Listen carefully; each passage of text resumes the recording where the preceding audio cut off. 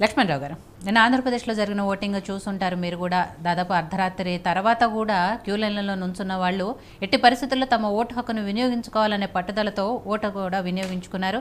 సరే, అది ఎంత శాతం నమోదైంది, అది ఎవరికి అనుకూలంగా ఉంటుంది ఏంటి అనేది మరికొద్ది రోజుల్లో మనకు తెలిసినప్పటికీ ఇప్పటి వరకు ఉన్న అంటే అనాలిసిస్ ప్రకారము వైసీపీలో ఎలాంటి చర్చ జరుగుతుంది? అంటే ఇది పార్టీకి లేదా ప్రభుత్వానికి వ్యతిరేకమైన ఓటింగ్ అనుకుంటున్నారా, అనుకూలమైన ఓటింగ్ అనుకుంటున్నారా? ఏం చర్చ జరుగుతుంది? విజిత గారు, మీకు అలాగే పేర్కొన్నటువంటి నా తోటి ప్యానలిస్టులకి అలాగే యోయో టీవీ వీక్షకులకి యాజమాన్యానికి హృదయపూర్వక నమస్కారాలండి. మరి సింతా రాజశేఖర్ గారు ఏవైతే ఎల్ఎస్ చేశారో 100% నేను అంగీకరిస్తాను. కరెక్ట్గానే నేనేదైతే మాట్లాడాలనుకున్నానో అదే ఆయన 100% అదే మాట్లాడారు, అదే చెప్పారు. ఇప్పుడు ఏంటంటమ్మా, జగన్మోహన్ రెడ్డి గారు టోటల్గా దేని మీద డిఫెండ్ అయ్యే ఉన్నారంటే ఆయన చేసినటువంటి డెవలప్మెంటు, ఆయన ఏదైతే పేద ప్రజలను దృష్టిలో పెట్టుకుని ఇచ్చినటువంటి నవరత్నాలు సంక్షేమ పథకాలు ప్రతి ఒక్కరు కూడా, మరి పేద బడుగు బలహీన వర్గాలు ప్రతి ఒక్కరికి, ఎస్సీ ఎస్టీ బీసీ మైనార్టీ వర్గాల్ని ఆయన ఎక్కువ ఆయన వైపు మలుచుకున్నారు. అందులో ఎత్తిశక్తి లేదు. ఈ రోజున చంద్రబాబు నాయుడిని ఎవరు కూడా ఎస్సీలు కానీ ఎస్టీలు కానీ బీసీలు కానీ మైనార్టీలు కానీ నమ్మడం లేదు. ఎందుకు నమ్మడం లేదంటే వాళ్ళలో బీజేపీ పార్టీ జాయిన్ అయ్యింది. బీజేపీ పార్టీ అనగానే ఎస్సీ ఎస్టీ మైనార్టీలు ఖచ్చితంగా దూరంగా ఉంటారు. కూటమికి వీళ్ళు ఏదేమైనా సరే ఎస్సీ ఎస్టీ అలాగే మైనార్టీ నుంచి ఒక ఓటు కూడా ట్రాన్స్ఫర్ అవ్వద్దు కూటమికి. అలాగే మళ్ళీ పవన్ కళ్యాణ్ గారు ఎవరైతే ఉన్నారో ఈయన ఆర్ఎస్ఎస్ భావజాలతో ఉన్న వ్యక్తి. ఆయన ఎప్పుడు కూడా బీజేపీతో అంటగాగడానికి బీజేపీతో ఉండడానికి ఇష్టపడే వ్యక్తి కాబట్టి ఆయన యొక్క అంతరాత్మ, ఆయన స్వరూపం కూడా ఈ రాష్ట్ర ప్రజలందరికీ తెలుసు. ఏ రకంగా ఆయన ప్రవర్తిస్తాడు, ఏ రకంగా ఆయన యొక్క మేనేజర్ ఉంటుంది అనేది వాళ్ళందరూ తెలుసు కాబట్టి దాన్ని బట్టి కూడా మైనస్ అవుతుంది. ఇంకా టీడీపీని అంటారా, చంద్రబాబు నాయుడు గారు చేసినటువంటి పరిపాలన ఏదైతే ఈ 14 సంవత్సరాలు ఆంధ్రప్రదేశ్ రాష్ట్రాన్ని మరి పరిపాలించారో, ఈ 14 సంవత్సరాల్లో ఆయన చేసిన పరిపాలనలో కనీసం చంద్రబాబు నాయుడు గారి పేరు చెప్తే ఒక సంక్షేమ పథకం ఒక పేరు కూడా మనకు గుర్తుకు రాదు. ఆయన చేసిన డెవలప్మెంట్ కూడా మనకు గుర్తుకు రాదు. పేద ప్రజలకు ఏం కావాలండి? విద్య, వైద్యం, నాణ్యమైన విద్య కావాలి, నాణ్యమైన వైద్యం కావాలి. అంతకు మించి మనం ఉండడానికి అంటే కూడు గుడ్డ అంటారు, అలాంటివి ఆశిస్తారు జనాలు. కానీ ఏది సరి జగన్మోహన్ రెడ్డి గారు వచ్చిన తర్వాత ప్రతి ఒక్కరు కూడా 32 లక్షల ఇళ్ల పట్టాలు ఇచ్చారు. అలాగే ఆ స్థలం ఇల్లు కట్టుకోవడానికి స్థలం లేని వాళ్ళకి మరి సెంటున్నర నుంచి భూములు ఇవ్వడం జరిగింది. మరి చంద్రబాబు నాయుడు గారు ఈ 3 దఫాలుగా సీఎంగా ఉన్నప్పుడు ఒక్కరికైనా 1 సెంటు భూమిని ఇచ్చాడా? ఇవన్నీ కూడా ప్రజలు చూస్తారమ్మా. జగన్మోహన్ రెడ్డి గారు 5 సంవత్సరాల్లో ఎంత పరిపాలించాడు, చంద్రబాబు నాయుడు 3 సార్లు సీఎం అయినప్పుడు ఏం పరిపాలించాడు, ఏం చేశాడు అనేది జనాలు ఏమో గొర్రెలు కాదు. అందులో ఆంధ్రప్రదేశ్ ప్రజలు చాలా విజ్ఞులు. వీళ్ళందరూ తెలిసి వీళ్ళందరికీ ఎవరు వస్తే మంచి జరుగుతుంది, ఎవరు వస్తే మంచి జరగదు.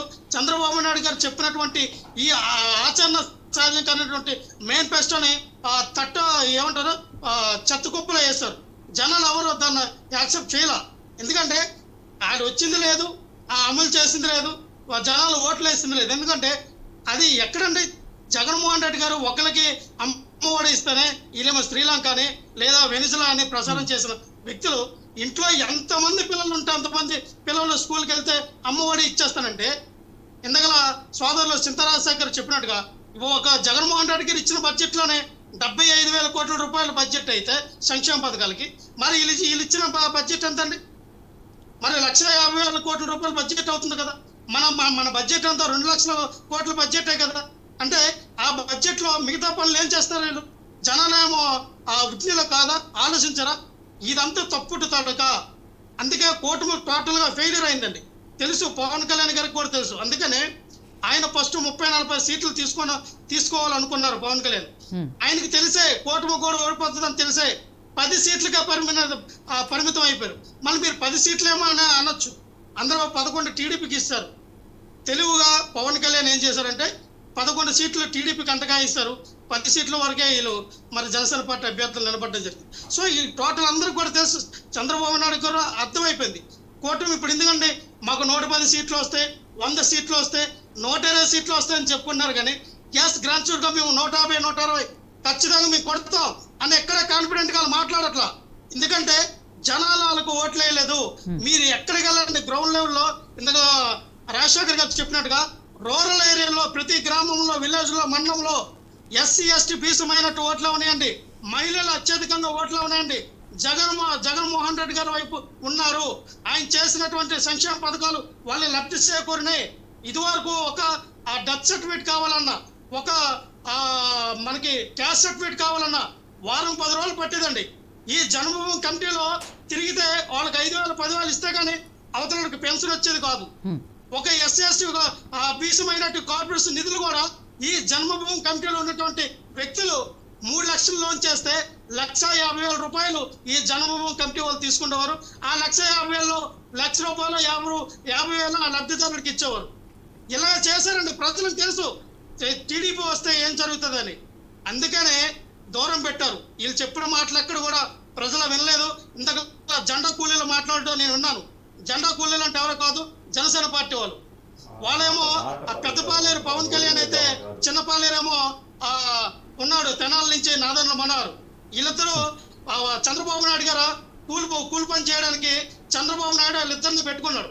పెద్దపాలేరు పవన్ కళ్యాణ్, చిన్నపాలేరేమో నాదన్ల మనవారు. వీళ్ళిద్దరూ కూలీలు అనమాట. పార్టీ కూడా మా పవన్ కళ్యాణ్ గారిది కాదండి, చంద్రబాబు నాయుడు గారు పెట్టిన పార్టీ ఇది. చంద్రబాబు నాయుడు గారు కూర్చోంటే కూర్చోవాలి, నిలబడంటే నిలబడాలి. అంతేగాని పవన్ కళ్యాణ్ గారు సొంతంగా డిసిషన్ తీసుకున్న అధికారం పార్టీలో లేదు. అక్కడ చంద్రబాబు నాయుడు గారు ఏదంటే ఇక్కడ జనసేన పార్టీ అలా జరుగుతుంది. అలా జరుగుతుంది కాబట్టినే ఇక్కడ చాలా గమ్మత్తుగా చేస్తారమ్మా. లక్ష్మణరావు గారు, మీరు అన్నట్టు ఆంధ్రప్రదేశ్ ప్రజలు టీడీపీ పార్టీ అందరికి మాదిగ కులస్తులందరూ సపోర్ట్ చేస్తారని మన రాష్ట్రంలో ఒక నానుడు ఉంది. మాలలు అనగానే వైఎస్ఆర్ పార్టీ లేదా కాంగ్రెస్ పార్టీకి సపోర్ట్ చేస్తారని ఒక నానుడు ఉంది. మరి ఇదే చంద్రబాబు నాయుడు గారు ఏం చేస్తారంటే పవన్ కళ్యాణ్ గారు నోటుకు రెల్లి కులాన్ని తీసుకొచ్చారండి. వాళ్ళకి ఎన్ని ఓట్లు ఉన్నాయంటే 20 లక్షల ఓట్లు ఎన్ని ఉన్నాయి సుమారు. వాళ్ళని టార్గెట్ చేస్తే మాలను అణచుతొక్కాలని, మాలలకి రెల్లులకు గొడవ పెట్టాలని, మాలలకి మాదిగలకు గొడవ పెట్టాలని ఈ యొక్క ఎస్సీల దీంట్లో గొడవ పెట్టింది ఎవరు? చంద్రబాబు నాయుడు కదా. నాకున్నటువంటి దళితులకు ఓట్లని విచ్ఛిన్నం చేసింది ఎవరు? చంద్రబాబు నాయుడు కదా. ఇవన్నీ మాకు తెలీదా?